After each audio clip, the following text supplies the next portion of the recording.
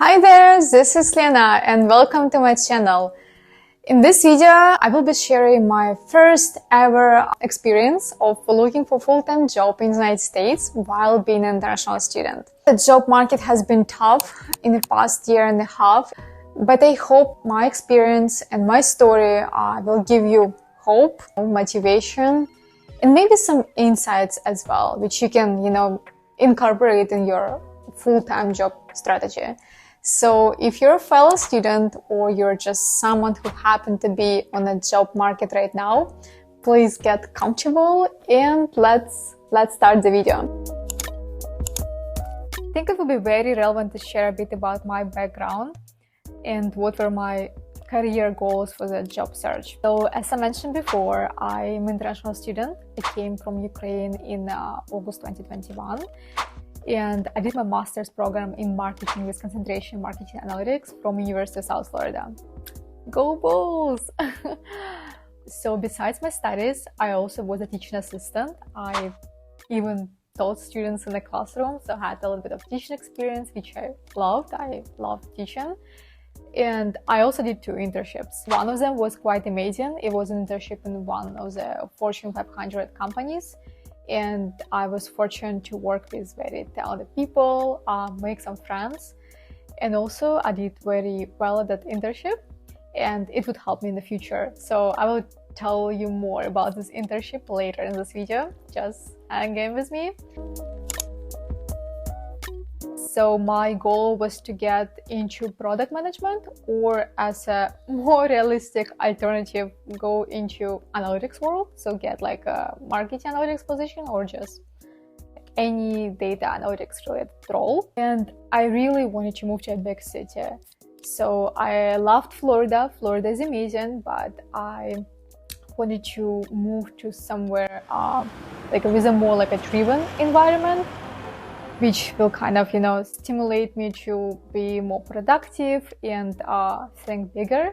So I was targeting big cities, New York City, Washington, D.C., Chicago, LA, and etc. The market got really bad in October 2022. So many companies started laying off their employees, and the market technically was saturated not just with newly graduate students, but also with so many people who got laid off and they had like years of experience. The competition was crazy.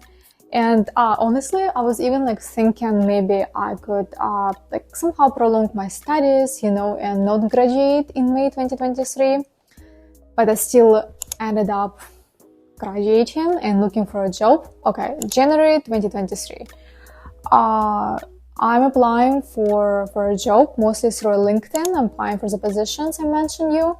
And there's just silence. I'm barely even getting rejection, emails. So there's just silence. I'm not getting any interviews at all. After 2 weeks, hallelujah, I have a first invitation for the interview. It was like a global tech company with major offices being located in the US and Australia. And I'm trying to align a time with a manager who is located in Australia. So it's quite, a task, right? Align US with Australia time. And at some point, she just stopped replying to me. So I follow up with her once, twice, and she did not reply to me. So I realized that I've been ghosted for the first time. Well, that's okay. At the time, I decided to diversify my job search strategy. So I would not only look for positions and apply for positions on LinkedIn, just like cold applications. I would fully involve my current network. So technically, I will see where my current, network on LinkedIn works, and I will see if there are any openings. I would ask them for referrals. And I also can start messaging technically random people on LinkedIn who worked in companies I was interested in. I was a bit hesitant to message unknown people first and ask for the favor, because why that would help me that don't even know me. But my mentor gave me very good advice. She works on Amazon, and she said that so many people contact her and ask for referral. And she told me that if she sees a good fit, that person can actually, fit in for the role. So she always happy to help. So she just, told me believe in the process and just go and ask for the favor. Yes, and I started following her advice, and I would message people on LinkedIn, and I started getting responses, and people would actually refer me. I was feeling so grateful that unknown people would help me. That was very, encouraging and motivating. After some time, I got my first interview through a referral. It was in a marketing company, and I didn't even pass the first round, so I failed it. So technically what happened is usually the first interview is a quite short process with a recruiter. So you usually don't get lots of behavior questions, technical questions. But in my case, the interview was for minimum 45 minutes. And I had so many behavior questions. And for behavior questions, it's good to have different stories to support, your answer, which support some of your experiences or qualities. So I didn't prepare that many stories. So my answers, I think, were not maybe as, engaging. And also I feel like I didn't really align with, their kind of expectations about the start date. I think they look for someone to start right away. I could only start in June. And they asked me about the sponsorship, and I told them they need sponsorship, and the reaction, I think at the time I already knew that they probably wouldn't hire me. So yes, I got a rejection, mail a few days after, and this was already 3 weeks into intensive job search, and I had only one opportunity after using all my free time for just this task. And I realized that's not easy at all. The job market is very, very tough. I might still get some luck in the future. I got, this interview through a referral of an unknown person, but I should be really prepared. So first, I help from my friends who already work in amazing companies. They're happy with their jobs, and they're doing something similar to what I want to do in the future, and ask my mentors as well. I ask them to review my resume and my cover letters, see what can I fix, what should I add, and how should I approach the entire process of looking for a job overall. So this was extremely helpful, and I think in this boosted the number of interviews I started getting in the future. After every review, I would fix and optimize my resume to make it better, and this would help me to get invitations for the interviews, even from cold applications. Then what also helped me, to kind of improve my performance in interviews is started practicing behavioral questions, collecting different stories, thinking about different experiences I had in my previous positions, and how can I use them to support my answers. And I started practicing my technical skills. So because primarily I targeted analyst positions, I needed to practice such technical skills as SQL, data visualization, and others. So for SQL, for example, LeetCode was super helpful. So LeetCode, it's a coding practice, platform where people can practice different coding skills by solving specific problems. So it's free until some point, until you use all your available free questions, but it was super helpful.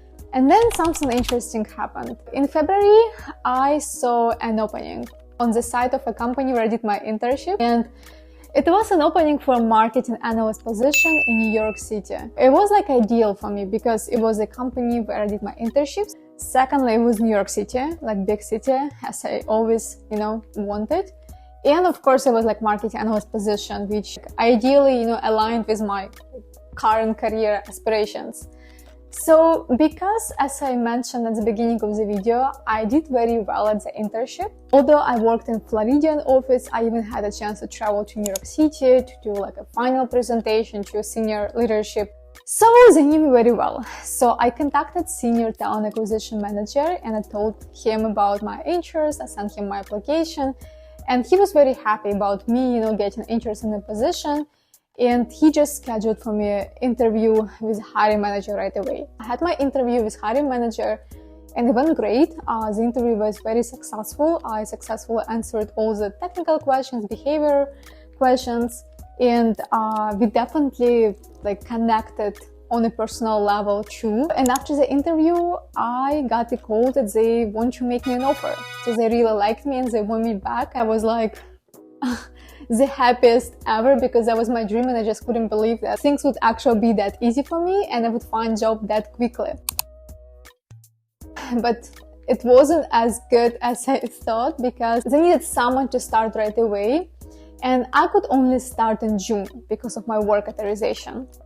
So I told them about it and they took some time, to talk about it, and technically they offered me to do internship during the spring. So technically they said that I could do internship during the spring, I could still work in Florida and finish my studies, and from June I can move to New York City and start my full-time job already from June. So I was like, okay, great, but I wasn't sure if I can actually do it, because at that time I was on a reduced coursework. So I was only taking one class. So because it was my last semester, I only had one class remaining. So I went to my school and I asked them, okay, if I have this amazing opportunity, what can be done? Can I, do internship? And at that time I had one class, I had reduced coursework, and I had teaching assistantship job. And they told me, no, there's no way you can work outside of campus right now. It's just not allowed. When you're on a reduced coursework, you can only have on-campus employment. I was devastated and I just couldn't believe that this, amazing opportunity just slipping away, from me. I called the company and I told them that, yeah, there's just no chance I can start working before June, and if something can be done. And unfortunately, nothing could be done. So that's how I lost my first offer, because of international student work related limitations. It was very sad, honestly. I think I cried for like a day. I was like super sad, but the next day, I felt very grateful. I felt very grateful that, I still had this opportunity to interview, and I even had an offer. So I told myself, okay, if you got an offer now, it means that you are a great candidate. So and this offer was also not just any offer. It was an offer technically of your dreams. So you'll definitely get something in the future. So I decided to not be sad over this anymore and just continue working hard. Having this is just as a reminder that I deserve the best and I'm truly capable of getting a great job. From end of February till mid of May, I probably had 6 different interviews, but none of them worked out for various reasons. Some of the reasons were, of course, I just wasn't good enough, or a company and I were just not a good fit for each other. Then I had hiring freeze. I had rejection due to the start date, because my start date would start only in June, so companies couldn't wait. And of course, the sponsorship. I had 2 companies which backed up from the process when they heard the fact that I would need a sponsorship in the future. So during the graduation, I still didn't have any job offer. So it was a bit things started getting a bit more stressful for me, because my employment at campus also ended. Things were going definitely not very positive, until one point when I decided to make a big change in the way I approach a job search. And I will tell what exactly I did and what exactly boosted my chances of getting a job. I will tell about it in the next video. This video is getting very long. I was thinking it's gonna be 12 minutes video, but it's probably already around 20. I'm not sure how long it's gonna be, but I definitely want to keep you guys engaged. So in the next video, I will finish the story, and I promise that ending is gonna be very interesting and unexpected, and you will like it. So if you enjoyed this video, if you found it useful, put a like on this video and subscribe to my channel. I'm planning to be here consistently, given this promise, and I'm truly looking forward to share more with you about career in the United States, analytics, and even more interesting content. So yeah, I'll see you soon in my next video, in the part 2.